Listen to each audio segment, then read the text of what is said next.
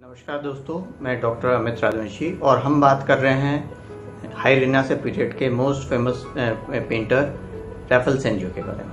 उनके first lecture में मैंने उनके लाइफ हिस्ट्री के बारे में बताया। सेकंड लेक्चर में मैंने उनके कुछ ग्रुप कंपोजिशन जिनकी वजह से उनको काफ़ी जाना जाता है, उनका ग्रुप कंपोजिशन में उनकी फेमस स्टाइल थी। उन्होंने ग्रुप्स को बहुत अच्छे से कंपोज किया था, उसके ऊपर बात की। फिर उसके बाद जो लेक्चर था उसमें मैंने मैडोना ऑफ द पिंक्स, जो उनकी एक मैडोना विद चाइल्ड सीरीज़ की एक फेमस पेंटिंग है, मैडोना ऑफ द पिंक्स पे हमने चर्चा की। मैडोना सीरीज उनकी मोस्ट फेमस सीरीज़ रही है और उस पर उन्होंने बहुत सारे चित्र बनाए। फ्लोरेंस में ही करीब जब थे तो उन्होंने 15 चित्र इस सीरीज़ के बना चुके थे। और जो माँ और बेटे का जो भाव होता है, जो फीलिंग्स होती है, जो एक्सप्रेशन होता है, उनको इन्होंने बहुत ही सुंदरता के साथ पेंट किया है। और इसके अलावा कंपोजिशन में भी बहुत इन्होंने चेंजेस किए, बहुत परिवर्तन किए, जो लियोनार्डो दा विंची से काफ़ी प्रभावित थे कंपोजिशन और कलरिंग और क्यूरियस कैरेक्टर मामले में। और उसी सीरीज़ के चित्रों पे हम आगे बात करते हैं। तो ये जो मैं अब बताने जा रहा हूँ, ये Madonna of the gold Finch painting पे हम बात कर रहे हैं। सेंटर में Madonna of the gold Finch जो 1505-6 में बनी है पेंटिंग वह है। और इस पेंटिंग्स की डिटेल हम देखें तो ये रैफेल ने 1505-6 के मध्य बनाया था और ऑयल ऑन वुड है। और इसको 107 सेंटीमीटर बाय 70 सेंटीमीटर इंचेस में हम बात करें तो 42 बाय 30 इंच की ये पेंटिंग है। और अभी ये फ्लोरेंस में गैलरिया डेग्ली यूफिजी में ये पेंटिंग है। अब हम देखना इस पेंटिंग को अगर हम देखें तो इसके पास में जो लेफ़्ट साइड में पेंटिंग है उसकी हम बात करें तो ये जो इससे पूर्ववर्ती शैली की जो बाइजेंटाइन स्टाइल की जो पेंटिंग्स थी वो इस तरह से पेंट होती थी। मैडोना सीरीज़ की ही ये एक पेंटिंग है जिसमें माँ मेरी जो क्राइस्ट को गोदी में लिए हुए हैं और आसपास देवदूत हैं, वो बड़े ही अलंकरण डेकोरेटिव स्टाइल में पेंट किया हुआ है। कंपोजिशन जो है सीधे सीधे बीच में से दो रेखाओं में बटा हुआ है। अगर हम देखें तो जैसे एक तरह से बिल्कुल सीधी बीच में ये अगर हम रेखा खींच दें तो ये कंपोजिशन रिपीटेशन है ऑलमोस्ट।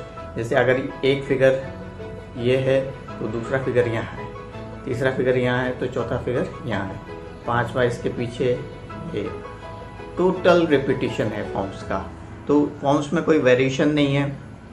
उसके अलावा जो नेचर का कहीं रोल नहीं है।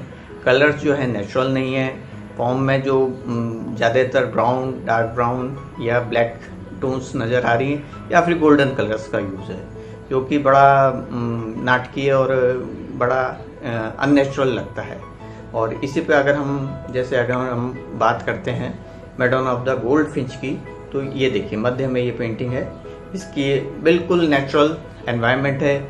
जो मैडोना है बीच में एक किताब लिए हुए हैं हाथ में, और जो क्राइस्ट हैं वो थोड़ा सा टेढ़ी मुद्रा में कमर पर हाथ रखे हुए हैं। और सेंट जॉन बैप्टिस्ट जो कि गोल्ड फिंच, इनके हाथ में गोल्ड फिंच नामक पक्षी है जो अभी इस चित्र में स्पष्ट रूप से दिख नहीं पा रहा। और वो सेंट जोसेफ के हाथ में वो पक्षी है और जो क्राइस्ट हैं वो उसको छू रहे हैं या उसको सहलाने की कोशिश कर रहे हैं।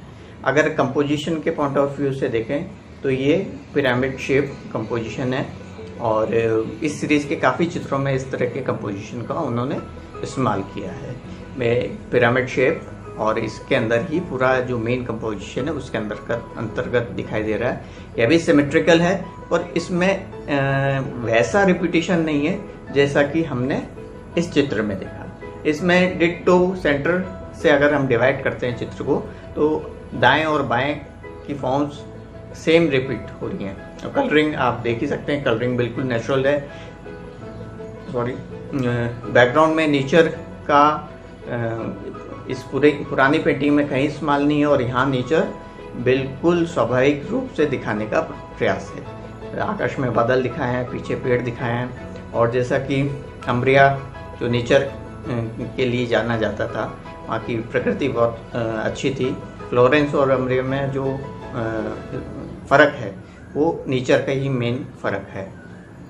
तो ये पेरुजिनो भी नेचर को बहुत खूबसूरती से पेंट करते थे, तो इसी पार्ट को उन्होंने अपनी पेंटिंग्स में यूज़ करना सीखा है और अपनी पेंटिंग में इस्तेमाल किया है। और अगर हम इनकी डिटेलिंग के बारे में बात करें तो तीनों एक दूसरे को से कनेक्ट हैं। जो मदर मैरी है, नीचे सेंट जॉन बैप्टिस्ट को देख रही हैं, सेंट जॉन बैप्टिस्ट क्राइस्ट को, और क्राइस्ट वापस सेंट जॉन बैप्टिस्ट को। तो एक तरह का इनका आपस का कनेक्शन है जो हमें वापस मदर मैरी की तरफ लेके जाता है। तो कंपोजिशन जो है इंटरकनेक्टेड है, नेचर का अपना रोल है। अगर कलर्स की बात करें तो नेचर को तो इन्होंने खूबसूरती से स्वाभाविक रंगों से नेचुरल कलर स्कीम से किया ही है पेंट।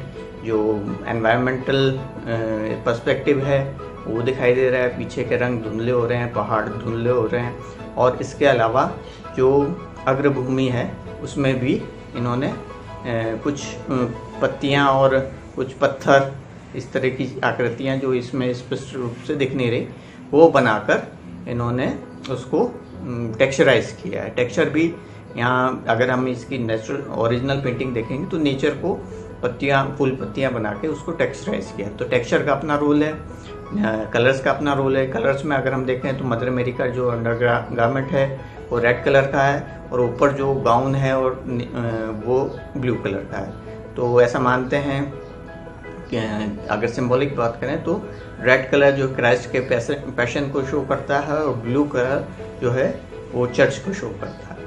तो उसका सिंबॉलिक रिप्रेजेंटेशन है कलर्स का।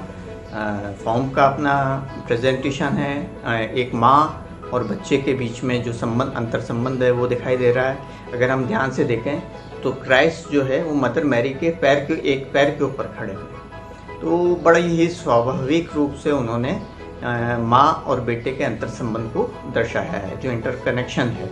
और ये चाहते तो दोनों को सीधी खड़ी मुद्रा में दिखा सकते थे, या क्राइस्ट को थोड़ा सा दोनों पैरों के बीच में जगह जो बचती है वो नीचे के भाग वाले में दिखाई दे रहा है, दोनों पैर, उसके बीच में आराम से उनको खड़ा दिखाया जा सकता था। तो वो चीज़ नहीं है। इनके हाथ में जो पुस्तक है वो भी धर्म से संबंधित है, और ऐसा माना जाता है कि क्राइस्ट के बारे में जो होने वाला है उससे वो विज्ञ थी, उनसे वो जानती थी। और अगर क्राइस्ट की हम बात करें तो वो बच्चे होते हुए भी उनके अंदर एक मैच्योरिटी नज़र आ रही है। जो फेस पे आप अगर इसकी डिटेलिंग हम कहीं पे भी चित्र में देखेंगे तो वो डिटेलिंग में हमें उनके चेहरे पे एक दिव्यता, एक मैच्योरिटी, एक भाव, क्राइस्ट होने का भाव वो नज़र आता है। वो जानते हैं वे क्या हैं और वो इसलिए इस धरती पर आए हैं। तो इस तरह से ये जो सीरीज़ के जो अन्य चित्र हैं वो भी लगभग इन्हीं चीज़ों को रिप्रेजेंट कर रहे हैं। नेचर का अपना रोल है, और माँ और बेटे के बीच में जो अंतर संबंध है उसको बड़ी ही खूबसूरती से उन्होंने अपनी इस सीरीज़ में, इस श्रृंखला में बताया है। मदर एंड चाइल्ड सीरीज़ बोल सकते हैं हम, और मैडोना एंड चाइल्ड, और इनके अलग अलग नाम है। जैसे इसमें Madonna of the gold Finch जो 1505-6 जो कि फ्लोरेंटाइन पीरियड है, इनके फ्लोरेंस में जब ये थे उस पीरियड की यह पेंटिंग है। तो हम इसी तरह इनकी इसी सीरीज़ के और चित्रों की भी बात करेंगे, और उनको हम और बारीकी से देखेंगे और कंपेयर करेंगे कि पूर्व के चित्रों से, और कंपोजिशनल वैल्यूज़, कलर, टेक्सचर, और बैकग्राउंड, नेचर, फॉर्म्स, और फीलिंग्स और सब्जेक्ट, इन सभी पे हम डिटेल में बात करेंगे। और आप अपना ख्याल रखें। मिलते हैं नेक्स्ट लेक्चर में। Thank you.